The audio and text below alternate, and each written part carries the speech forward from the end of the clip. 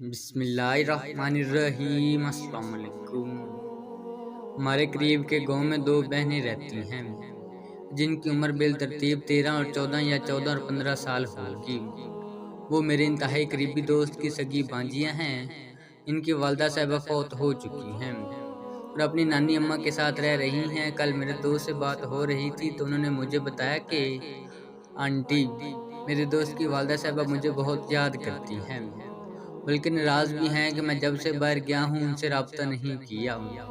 ان کا شکوہ بھی بجا تھا، مگر میری مجبوریاں ہیں، یہاں ڈیوٹی بہت لمبی ہوتی ہے، میں تو اپنے گھر بھی رابطہ نہیں رکھ پاتا کہ جا کے آنٹی سے بات کر سکتا۔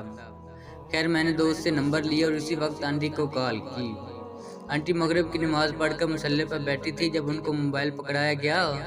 وہ پہلے تو تھوڑی دیر روٹھی رہی، پھر میرے معذرت کرنے پر راضی ہو گئی۔ میں نے ان سے خیریت پوچھی، گھر کے متعلق پوچھا۔ تھوڑی گفتگو کے بعد انہوں نے نوافل ادا کرنے کا بتایا۔ موبائل نمازی کو پکڑاتے ہوئے کہا کہ کال بند نہ کرنا، آپ اپنی بھانجیوں سے بات کرو، میں نوافل ادا کر کے بات کرتی ہوں۔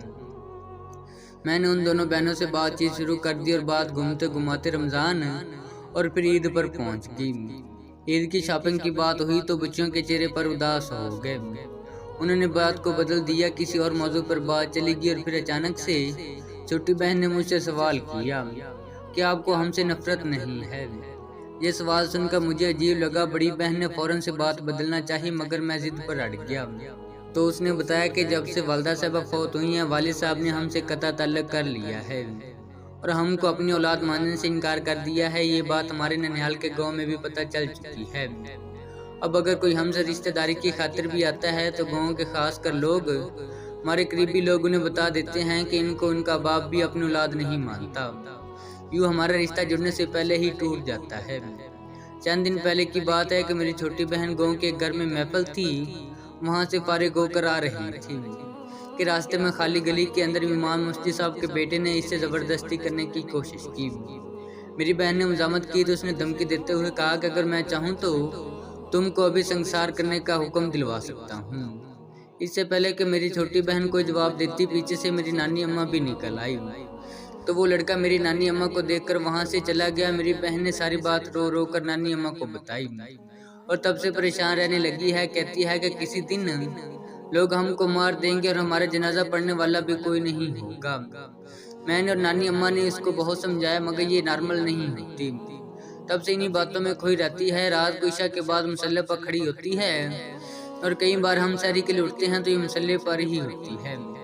نانی اماں نے اس کو بہت سمجھایا ہے۔ وہ اس عید کی شاپنگ کے لیے کہیں سے 1500 روپے ایڈوانس بھی لے کر آئی ہے تاکہ اس کی مرضی کی چوڑیاں، مہندی وغیرہ دلا سکے، مگر یہ پھر بھی خوش نہیں ہوئی۔ بڑی بہن کی بات ختم ہوئی تو میں نے بات بدلتے ہوئے بڑی بہن سے پوچھا کہ صرف مہندی اور چوڑیاں ہی کیوں، جوتی کپڑے کیوں نہیں؟ میرا سوال سن کر پہلی بار بڑی بہن بھی رونے لگی اور روتے ہوئے بتایا کہ جب سے والدہ صاحبہ فوت ہوئی ہیں ہم نے نئے کپڑے نہیں خریدے، نہ پہنے ہیں، بس لوگوں کے اترے ہوئے پہن کر گزارا کر لیتے ہیں۔ ہمیں کون سا کہیں جانا ہوتا ہے؟ اور پھر رازدانہ انداز میں بولی، میری والدہ صاحبہ غلط کردار کی نہیں تھی، بس ان کی مجبوریاں تھی۔ بیٹا کوئی تھا نہیں، شوہر کراچی میں جاب کرتے تھے تو گھر کا سامان خریدنے کی خاطر انہیں نکلنا پڑتا تھا۔ ان کا گھر سے نکلنا ہی ان کا جرم تھا۔ گھر سے نکلتے ہی ان پر غیر محرم سے ملاقات کا الزام لگا کر میری والدہ صاحبہ کو جانوروں کی مانند میری دجال والے مارتے تھے۔ ایک بار میری والدہ صاحبہ ہمارے لیے عید کے کپڑے لائی تو میں نے جلدی جلدی چھپا دیے تاکہ کسی کو پتہ نہ چلے کہ میری والدہ صاحبہ بازار گئی تھی، یہ مار کھانے سے بچ جائے۔ مگر جب کپڑے چھپا چکے والدہ صاحبہ کے پوچھنے پر ان کو وجہ بتائی تو وہ مسکراتے ہوئے بولی، بیٹا وہ مار میرے نصیب میں لکھی جا چکی ہے، مجھے بس سے اترتے ہوئے تمہارے دادا نے دیکھ لیا تھا اور پھر واقعی میری ماں کو اتنا مارا گیا تھا 2 دن بستر سے نہیں اٹھ سکی تھی۔ جرم صرف اتنا تھا کہ وہ اپنی بیٹیوں کے نئے کپڑے لائی تھی۔ میں نے محسوس کیا کہ جب بڑی بہن مجھے یہ روادہ سنا رہی تھی تو اس کی آنکھوں سے آنسو کی لڑی بہہ رہی تھی اور پھر اس نے آخری بات کی، بھائی ماں مر گئی، شوق بھی مر گئے۔ تب تک شاید اس کی نانی اماں نماز پڑھ چکی تھی۔ اس نے خود کو سنبھالتے ہوئے مجھے بتایا کہ نانی اماں فارغ ہو گئی ہیں، میں ان کو موبائل دینے لگی ہوں۔ جو ہی آنٹی نے موبائل پکڑا میں نے بنا کوئی بات محسوس کرائے ادھر ادھر کی باتوں کے بعد عید کی شاپنگ کی بات کی تو انہوں نے بتایا کہ اس عید پر شاپنگ نہیں کریں گے کیونکہ میرا بیٹا باہر گیا ہے تو بھی قرض اتار رہے ہیں، اگلی عید تک انشاءاللہ قرض اتر جائے گا، تو تمہاری بانجوں کی شاپنگ کروا دوں گی۔ میں نے اس سے کہا کہ آپ کا ایک بیٹا مقروض ہے، دوسرا تو نہیں، اور ساتھ ہی بچوں کی شاپنگ کے لیے 5,000 روپے بھیجنے کا وعدہ کر لیا۔ آنٹی میری بات سے بہت خوش ہوئی اور مجھے 20 دعائیں دے ڈالی۔ میں نے آنٹی کا موڈ خوشگوار بنا کر کال بند کر دی، مگر نہ جانے کیوں بچیوں کو دی جانے والی لفظی اذیت نے میرا دل جگڑ کر رکھا ہوا ہے۔ میں بس زمان لوگوں کو بزور قوت نہیں روک سکتا، مگر قائرین کرام کو کچھ کہنا چاہتا ہوں۔ قائرین کرام کو بتانا چاہتا ہوں کہ خدا را اگر آپ کے ارد گرد کوئی ایسا بچہ ہے تو اس کو حرامی کہہ کر ذہنی اذیت نہ دیں، کیونکہ اسلام کہتا ہے بچہ جس کے بستر پر پیدا ہوگا اسی کے نام سے جانا جائے گا۔ اگر ہو سکے تو اپنے ارد گرد ایسے سفید پوش لوگوں کو ڈھونڈ کر اپنی عید کی خوشیوں میں شامل کریں۔ مجھے ان لڑکیوں کی مایوسی دیکھ کر ڈر لگنے لگا ہے کہ ہم جیسے اہل ایمان کے رویے سے متاثر ہو کر کہیں وہ خودکشی نہ کر جائیں۔ میں سسرال والوں خاص کر شوہروں سے کہنا چاہتا ہوں کہ خدا کے لیے آپ بیویوں پر ایسے گھٹیا الزامات نہ لگائیں۔ اپنی زبان سے محض الفاظ نکلتے ہیں مگر لڑکی کی پوری زندگی گالی بن جاتی ہے۔ مرد کا بطور باپ یہ حق بالکل بھی نہیں بنتا کہ اگر بیٹا نہ ہو تو بیٹیوں کو اولاد ماننے سے ہی انکار کر دیا جائے۔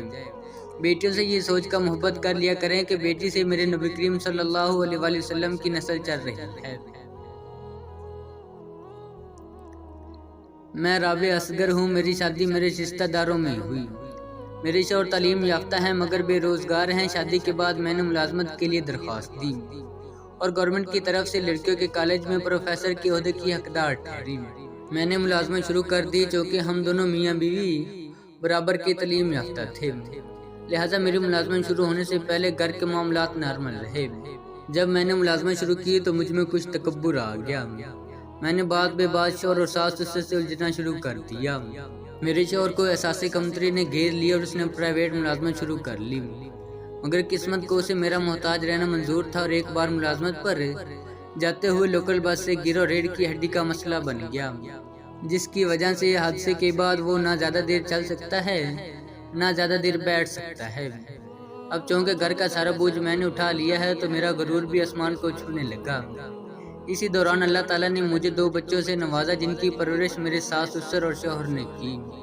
چونکہ بچوں کا زیادہ تر وقت ساس سسر کے ساتھ گزرتا تھا لہٰذا بچوں کو ان سے زیادہ انسیت ہو گئی۔ جب میں نے یہ بات نوٹ کی تو میں حسد کی آگ میں جلنے لگی۔ میں نے ساس سسر پر بچوں کے قریب آنے پر پابندی لگا دی اور ایک ملازمہ رکھ لی۔ پہلی بار میرے شوہر نے میرے سامنے احتجاج کیا اور میں نے طلاق کا مطالبہ کر دیا، کیونکہ مجھے یقین تھا جس بحران کا شکار میرے سسرال والے ہیں وہ لوگ کبھی مجھے طلاق نہیں دے سکتے۔ میرے مطالبے کا رزلٹ بھی میری منشا کے مطابق تھا۔ میرے سسرال والوں نے ہار مان لی اور کم از کم میرے سامنے بچوں کو پیار جتانا چھوڑ دیا۔ میں نے ملازمہ کو سختی سے منع کر رکھا تھا میری غیر موجودگی میں بھی بچوں کو دادا دادی سے نہ ملنے دیا جائے، مگر ملازمہ میرے حکم پر پورا عمل نہ کرتی۔ یہی وجہ تھی کہ میرے گھر واپس آ جانے کے بعد میرے ساس سسر تو بچوں کے قریب نہ جاتے، مگر میرے بچے دادا دادی کو ڈھونڈتے ہوئے ہر 10 منٹ بعد ان کے کمرے میں پہنچ جاتے۔ مجھے میرے مقصد میں پوری کامیابی نہ ہوئی تو میں نے ساس سسر کی کفالت کرنے سے صاف انکار کر دیا اور کہا اس بات کے اسلام نے مجھے پابند نہیں بنایا، میں تمہارے والدین کے ساتھ نہیں رہ سکتی، یا اللہ گھر کا انتظام کرو یا مجھے طلاق دے دو۔ مردانہ غیرت کے جوش میں آ کر میرے شوہر نے مجھے طلاق دینے کا فیصلہ کر لیا، مگر اس کے ذہین والدین نے حالات کی نزاکت کو سمجھتے ہوئے 1 مہینے کے اندر اندر اولڈ ہوم منتقل ہو جانے کا وعدہ کر لیا۔ یوں ایک بار پھر میں نے شوہر اپنی برتری ثابت کر دی۔ ٹھیک 1 ماہ بعد جب میں ڈیوٹی سے گھر واپس پہنچی میرے ساس سسر کو لاہور کے ایک فلاحی ادارے میں چھوڑا جا چکا تھا۔ میرا شوہر بیٹا رو رہا تھا۔ جب میں گھر پہنچی تو مجھے ہاتھ جوڑ کر کہنے لگا کہ لوگوں کو نہ بتانا میرے والدین اولڈ ہوم گئے ہیں، بس یہی کہنا اپنے کسی رشتہ دار کے پاس رہنے گئے ہیں۔ میں نے شوہر کی بات مان لی اور اس کا بھرم رکھ لیا، کیونکہ اس بات میں میرا بھی فائدہ تھا۔ ایک تو مجھے میرا مقصد مل گیا تھا، دوسرا میں اس وقت تک لوگوں کی نظروں میں گرنے سے بھی بچ گئی تھی۔ میں نے جلدی شہر میں گھر کرائے پر لیا اور بچوں اور شوہر کو لے کر وہاں منتقل ہو گئی۔ جب سے آپ نے رمضان المبارک میں چھوٹی نیکیوں کے متعلق تحریر لکھنا شروع کیا تو میں بہت متاثر ہوئی، یہاں تک میں نے اپنے شوہر کو کہا کہ وہ اپنے والدین کو اپنے گھر واپس لے آئیں، ساتھ ان کو آپ کی تحریر پڑھائی۔ میرا شوہر نے میرے فیصلے سے بہت خوش ہوا۔ پچھلے 3 سال میں پہلی بار میں نے اپنے شوہر کو چہرے پر مسکراہٹ دیکھی۔ میرے ساس سسر اب واپس آ چکے ہیں، میں نے ان کو سگے والدین کی طرح عزت و خدمت کرنا شروع کر دیا ہے۔ اپنے بچوں کی تربیت کا ذمہ بھی ان کو سونپ دیا ہے۔ انہوں نے مجھ سے اس بدلاؤ کی وجہ پوچھی تو میں نے ان کو آپ کے متعلق بتایا۔ انہوں نے آپ کو بہت دعائیں دی، آپ ہماری سحر افطاری اور نماز کی ہر دعا میں شامل ہوتے ہیں۔ بہت شکریہ ہماری زندگی میں معجزہ بن کر آنے کے لیے۔ میں نے محترمہ رابعہ اصغر صاحبہ کو بتایا کہ ساس سسر کا احترام کرنے کے لیے یہ حدیث ہی کافی ہے، جس کا مفہوم کچھ یوں بنتا ہے کہ جس نے میری امت کے بزرگ کی عزت کی، اس نے گویا میری عزت کی۔ اور سب سے بڑھ کر یہ ساس سسر اللہ تعالیٰ کی طرف سے خاص تحفہ ہوتے ہیں، جس کا احساس ان کے چلے جانے کے بعد ہوتا ہے۔ اللہ تعالیٰ آپ کو آپ کے اچھے فیصلے پر قائم رکھے۔ آپ کے لیے دعا ہو۔ اختتام۔